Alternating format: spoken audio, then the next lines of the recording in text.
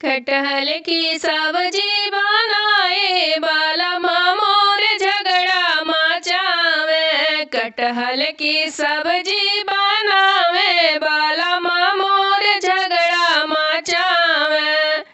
पहली लड़ाई दुअरवा मचावे। पहली लड़ाई दुअरवा मचावे। पहली लड़ाई दुअरवा मचावे। गौआ के लोग जुटियावे बालमा मोर झगड़ा मचावे। गौआ के लोग जुटियावे बालमा मोर झगड़ा मचावे।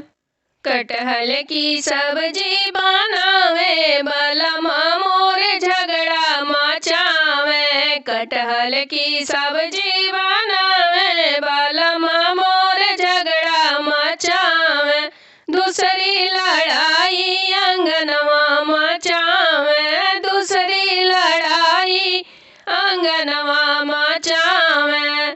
लेई के लाठी धमकावे बालमा मोर झगड़ा मचावे।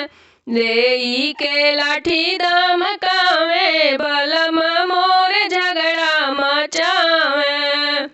कटहल की सब्जी बनावे बालमा मोर झगड़ा मचावे। कटहल की सब्जी बनावे बालमा मोर झगड़ा मचावे।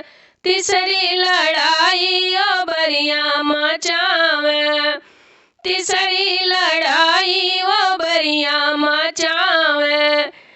बैठी है मुहवा फुलाई बालमा मोर झगड़ा मचावे। बैठे हैं मुहवा फुलाई बालमा मोर झगड़ा मचावे। कटहल की सब्जी बनावे बालमा मोर झगड़ा मचावे। कटहल की सब्जी बनावे बालमा मोर